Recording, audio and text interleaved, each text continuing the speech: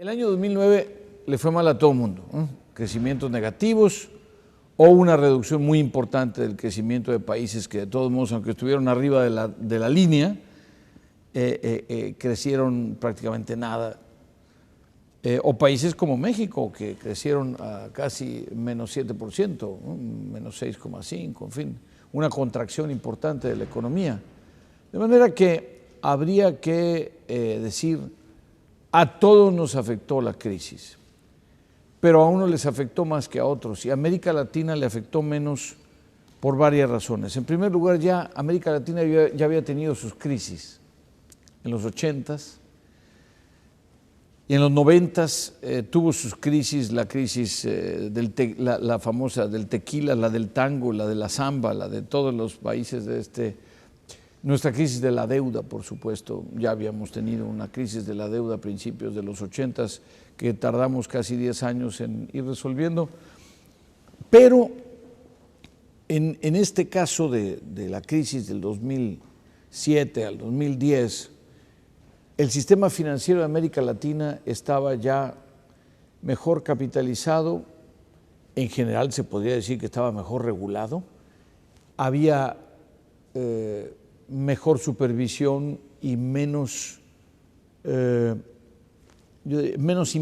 inventos, menos modalidades, menos innovaciones, que al final acabaron siendo un desastre, ¿no? Porque eran demasiado innovadoras y se les fueron a los reguladores y los bancos abusaron y se dieron un tiro en el pie. La cultura de los déficits fiscales bajos o en equilibrio,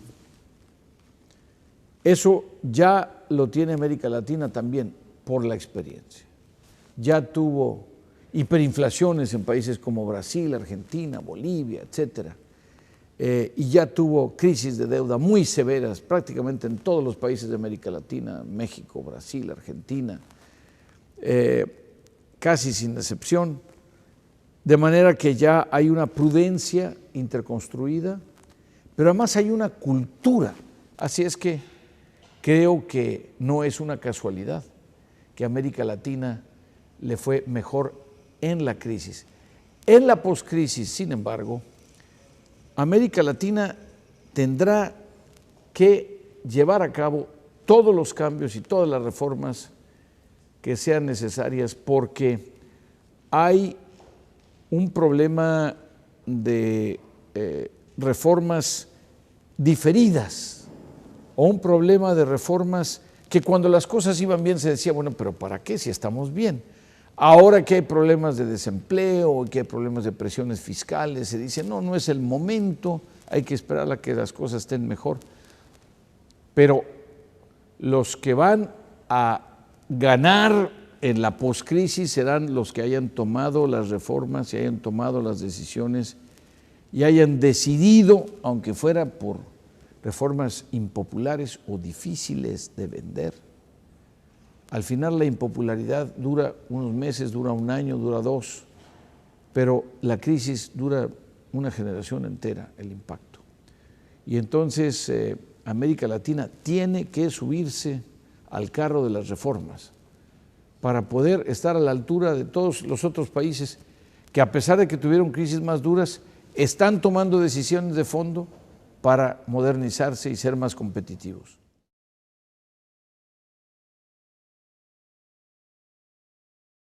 Hay en el mundo una realidad económica de varias velocidades, en el mundo entero. China e India están creciendo al 10, 9%. Países como México, que está creciendo al 5,5% el año pasado. Y países también como Turquía en la OCDE, que están creciendo también 5, 6, 7%. Y luego países como Estados Unidos, que andan por ahí del 3%, y Europa, que no alcanza ni el 2%. de manera que ya tenemos en la realidad una economía mundial de varias velocidades. Ahora traslademos eso a América Latina. Efectivamente, en América Latina tenemos a los países que se benefician del aumento de las materias primas, los que son importadores de materias primas, los exportadores de petróleo, los importadores de petróleo, y lo que a uno los beneficia le va a afectar al otro. Estamos todavía con una situación generalizada de gran cautela de los bancos que no han vuelto a prestar lo suficiente, sobre todo para las pequeñas y las medianas empresas. Estamos todavía con una cierta aversión al riesgo, inclusive por el financiamiento de las empresas más grandes. Estamos todavía con situaciones de relativamente alto desempleo que eran tradicionales, que no es que sean nuevas, pero que si acaso se han vuelto más severas o cuando menos dejaron de avanzar en virtud de la crisis. Y ahora apenas se está retomando la posibilidad, aunque en México, Brasil, otros países se han podido crear empleos, en general han sido y serán años poco positivos, poco favorables para la creación de nuevos empleos. Y hay además un problema muy delicado, que es que al perseguir un aumento de la productividad quiere hacer lo mismo con menos gente o más con el mismo número de gente. Esto quiere decir que el aumento de la productividad, que es bueno, conspira en contra de la creación de nuevos empleos. Y para poder tener un aumento de empleos con un aumento de la productividad, se tiene que tener un nivel de crecimiento muy alto, que no se está logrando todavía. Y lo más importante de todo, crecimiento sostenido. Quiere decir que un crecimiento de 5, 6, 7% un año, si el año que viene va a producir una crisis fiscal o inflación o problemas de balanza de pagos, claramente no es sostenible y por lo tanto hay que buscar esa velocidad de crucero a la cual los países puedan estarse moviendo sin causar problemas en el mediano y en el largo plazo.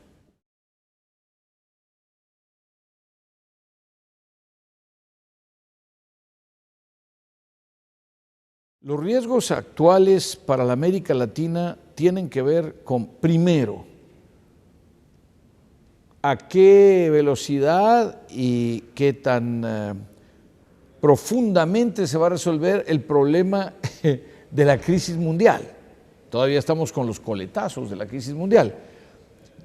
¿Cómo se va a resolver el problema de los precios de la vivienda, de que los bancos vuelvan a prestar, la capitalización de los bancos? ¿Cómo se va a resolver el problema o cómo va a afectar a la América Latina el problema del aumento de los precios del petróleo, del aumento de los precios de los alimentos? ¿Cómo va a afectar a la América Latina la solución o empeoramiento de la crisis, la llamada crisis de la deuda de Europa o de algunos países europeos? ¿Se va a resolver esa deuda o esa crisis o ese problema de manera que sea, yo diría, consistente con la estabilidad de los mercados financieros, o se va a resolver en una forma que cree turbulencias que le afecten a todo el mercado y que afecten las perspectivas económicas generales, que se caigan las bolsas, que aumenten las tasas de interés, que haya devaluaciones de las monedas, etcétera? Todas estas cosas tienen una incidencia en América Latina y América Latina no tiene control prácticamente de ninguna de ellas. ¿Qué puede hacer entonces América Latina? Tiene que fortalecerse internamente a nivel de cada uno de los países y también tener un proceso mayor de integración entre la propia América Latina, para que pueda fortalecerse ante la eventualidad, primero, de otra crisis y segundo, de que, como ha sucedido ahora, cuando haya crisis, inclusive ajenas a la región, el impacto que tengan en la región sea menor.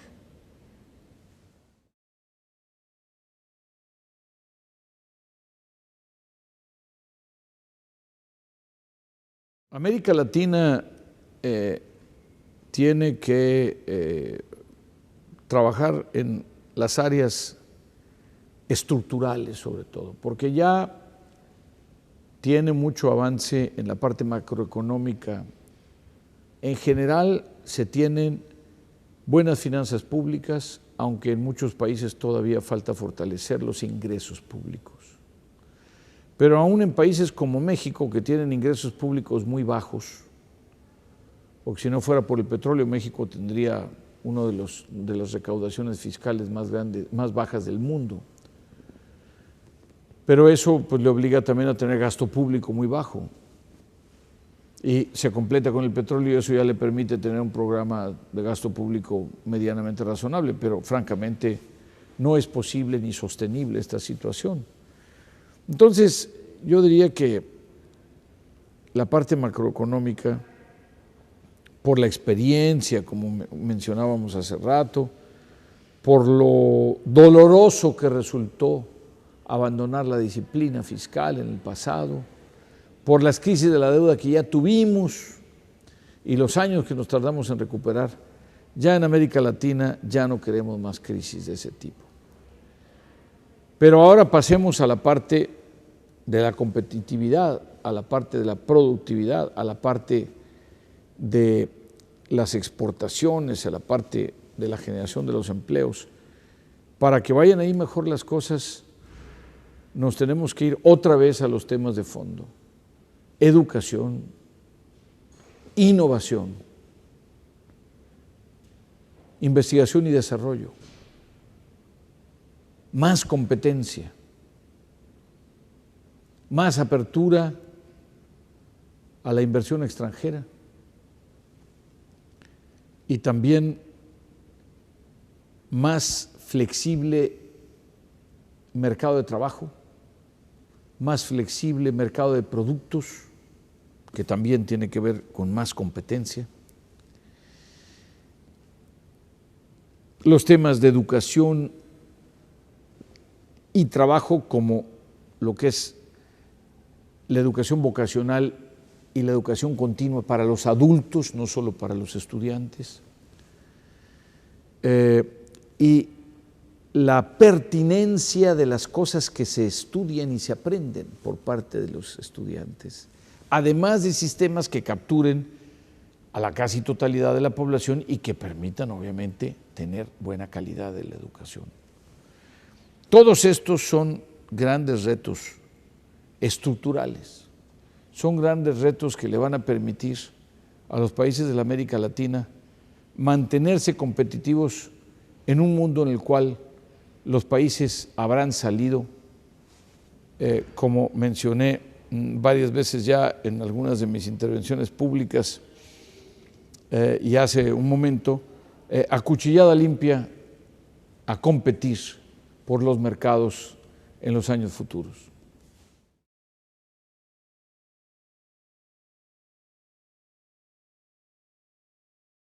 El crecimiento y lo verde van bien juntos.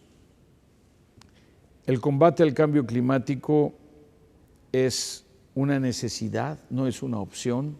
El combate al cambio climático es una obligación que le debemos a nuestros hijos y a nuestros nietos. Y al mismo tiempo, un futuro de crecimiento y de desarrollo bajo en carbono va a permitir la generación de más empleos verdes, de más tecnología de más inversiones, de más negocios. Lo que hay que hacer es que el crecimiento verde sea un crecimiento que nos conduzca a un consenso social, político, económico, y que se den también las condiciones financieras para poder llevar a cabo los desarrollos tecnológicos que a su vez permitan que aumente la productividad y a su vez permitan que haya generación de empleos y crecimiento en un contexto de bajo carbono y de abatimiento de las emisiones de carbono que tenemos hoy. El crecimiento del futuro será más verde necesariamente.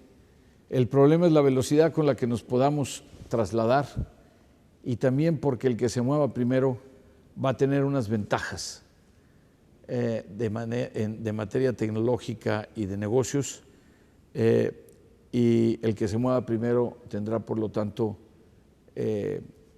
la ventaja del liderazgo en cuanto a patentes, en cuanto a la explotación de la nueva tecnología, y eso, a su vez, espero que sea un buen ejemplo para que los demás sigan por ese camino.